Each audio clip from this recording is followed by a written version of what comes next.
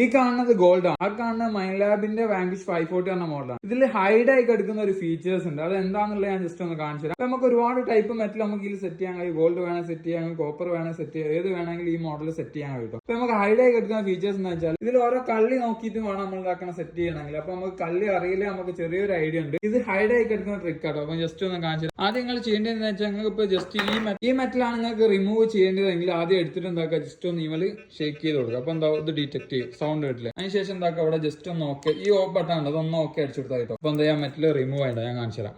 ഉണ്ടോ ഇപ്പൊ എന്താവുന്നില്ല, മെഷീനിൽ ഡിറ്റക്ട് ചെയ്യുന്നില്ല. അതേ സമയം തന്നെ കോപ്പർ എടുത്ത് കാണിച്ചു തരാം.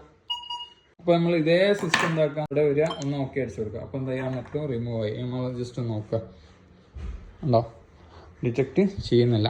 അതേസമയം നമുക്ക് എല്ലാ മെറ്റലും നമ്മൾ സിമ്പിൾ ആയിട്ട് എന്താക്കാം, ഇതിവിടെ വരിക, ഒന്ന് ഓക്കെ അടിച്ചു കൊടുക്കുക. അപ്പൊ എന്താ ചെയ്യാൻ മെറ്റൽ റിമൂവ്. നമുക്ക് സിമ്പിൾ ആയിട്ട് എന്താക്കാം, ഏത് മെറ്റലും ജസ്റ്റ് ഒരു മെറ്റൽ എടുക്കുക, നമുക്ക് ആവശ്യമില്ലാത്ത നമ്മളെ കൈ